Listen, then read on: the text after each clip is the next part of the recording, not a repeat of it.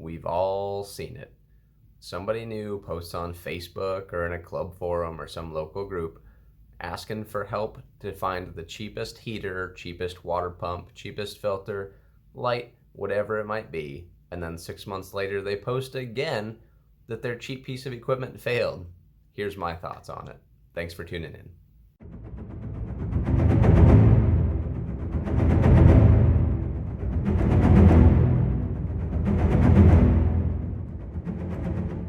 Good morning for those of you in the States. It's Saturday, and I hope your weekend is getting off to a good start. This is All Things Fish. I'm Mike. Thanks for tuning in. And today, let's start a new little series, and I think I'm going to call it My Thoughts for now. We'll see. But more or less, it's going to be my opinions on certain things that I see in the hobby and things that I see that might be going great. It might be things that I see are maybe detrimental to individual users or the hobby as a whole, but it's going to be my 2 cents, my opinions, what I think about certain things that happen to be going on. So I'll make a playlist for it, and you'll be able to find that on my channel's dashboard, and hopefully we'll get a few different videos going in there, and maybe I'll include some interviews or something with some other hobbyists and get their opinions on some of the same topics. So let's get started. Let's touch on this one.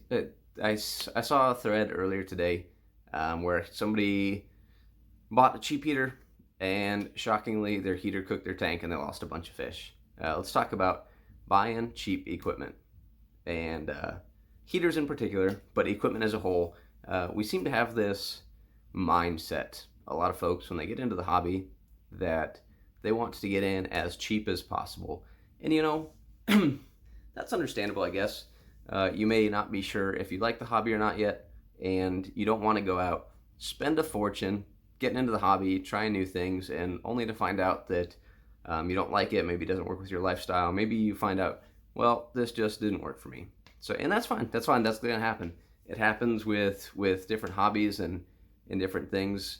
Maybe we get into, our friend mountain bikes. So they talk us into buying a mountain bike, and we go out there and are like, nope, don't enjoy busting my butt and sliding down the side of a mountain. So you get out of it. It happens. It's not the end of the world, really. However, with that in mind, sometimes I think some folks set themselves up for a little bit of failure by opting for cheaper equipment. You get a lesser build quality, so your products aren't going to last as long. So if you buy, a cheap light, you may spend $40 on it as opposed to $100 up front, but 6 months down the road, you may start, if it's an LED fixture, LEDs may go out. It may be a cheap driver, so you may just lose the entire fixture completely. And then you have to go out and either buy another fixture, or you get frustrated and say, this isn't worth it. I'm not enjoying this. I'm just spending money. My parts are breaking. It's hard to run my tank, and you decide to get out of the hobby completely. And on that note, when you do buy cheaper equipment, a lot of the times you might not be getting anything that has a recognizable brand name. You may be shopping on Amazon or eBay, and that means that those pieces of equipment usually won't have the resale value that something with a name brand might be, that other people recognizes and is known for quality. So in that sense, your short-term game plan, you're kind of shooting yourself in the foot, whether you stay in the hobby or not. If you stay in the hobby, you have a cheap piece of equipment that's going to break sooner, and you have to pour money into it. If you decide to get out of the hobby, you have a bunch of equipment that's really not worth anything now, because you only paid, $40 or $50 for it to begin with, and now it's used, so it lost a bunch of that value. It's not that great, so it doesn't hold resale value to begin with. And then a lot of the times you either decide to just suck up the loss, or you may have to sell it super cheap or just give it away in some instances.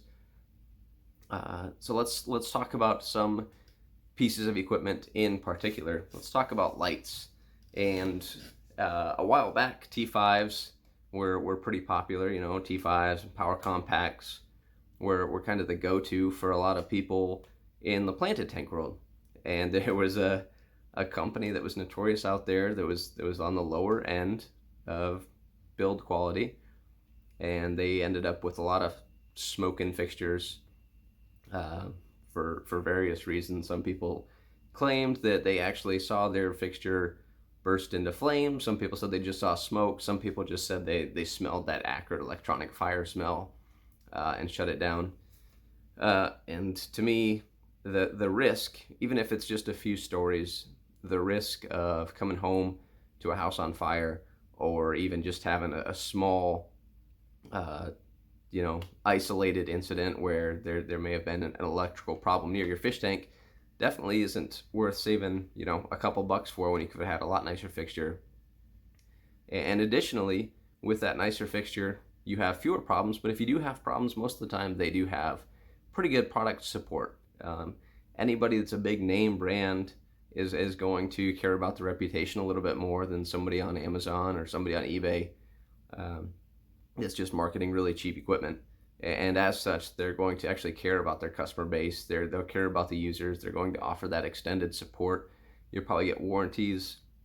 And a lot of the times those bigger brands are actually going through various testing procedures to produce and offer a product that meets certain standards, whether that's being, UL listed or whatever testing procedures they go through. Whereas some of those cheaper products that might be imported under, small names or no name companies at all don't have to meet those standards.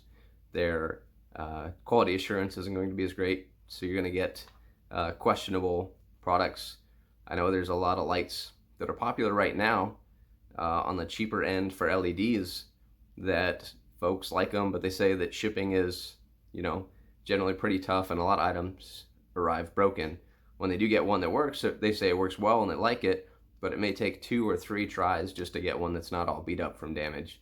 So like I said, you do get a little better product support, obviously better quality, and just a general better overall experience by spending a couple extra bucks to get yourself a nice piece of equipment. And 2 of the most common things, piece of equipment in the hobby that I feel like I see this, are lighting and heaters. Lighting, LEDs are becoming, more and more popular every day as they become a little more affordable. And planted tanks are definitely picking up throughout the hobby.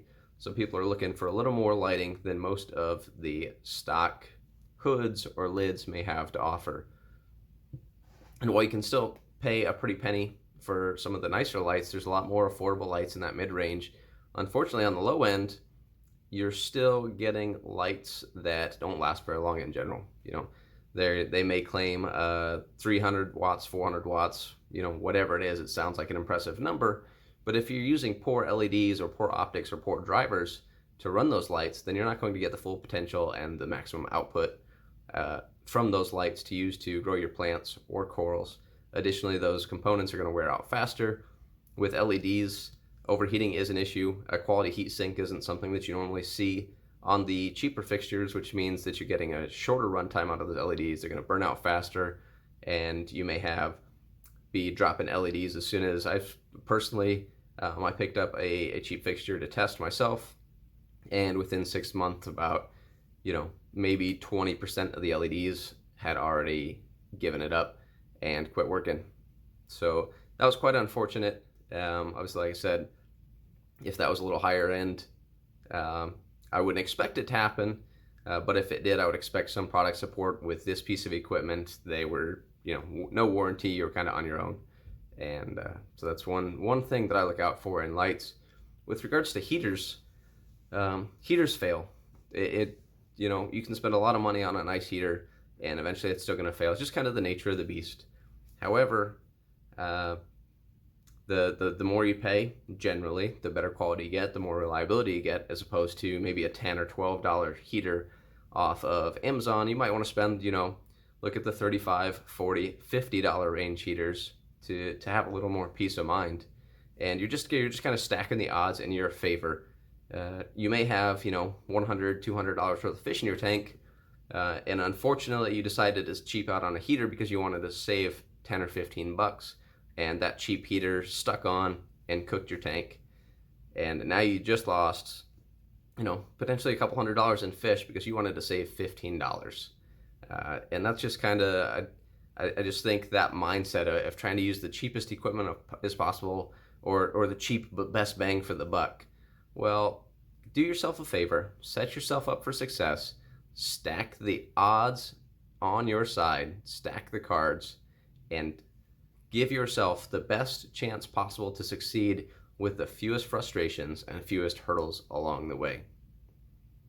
So that's kind of my thoughts on buying cheap equipment. And whether it's lighting, heaters, pumps, you see the same thing in filters, cheap filters that have flimsy plastic parts or bad motors that fall apart or quit working. And again, hard to find replacement parts for them, hard to find customer support.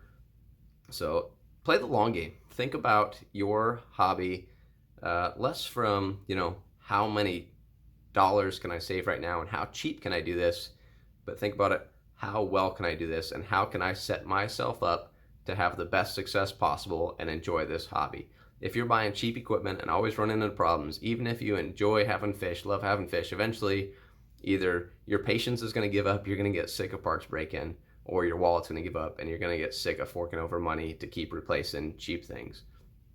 Do yourself a favor, buy something nice, get quality equipment, even if it means buying used.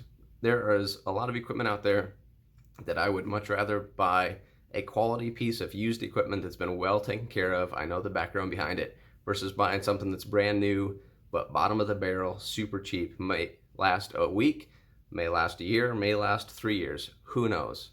But I think we need to, the hobby as a whole, we need to encourage new users and even existing users to really pony up, think about what you're doing. It doesn't pay to be cheap. And if your financial situation is one that, you can't afford to go out and spend $100 or $200 on a piece of equipment right away, save up your pennies. It's going to help you in the long run. The best advice that I wish I would have listened to when I was younger is that broke people can't afford to be cheap. Okay, and that can be translated into something simpler as buy right or buy twice. You may spend the extra money up front, get the right piece of equipment so you don't have to buy that same piece of equipment again later because you decided to cheap out. But that's it. Those are my thoughts. Let me know what you think. Make a video, send it back to me. I'll take a look, see what your opinion is, or just drop it in the comments. Like, share, subscribe if you enjoyed this. If you didn't enjoy this, comment or email me. Tell me why not, what I can do better next time. Have a good night, enjoy your weekend, and we'll see you next time.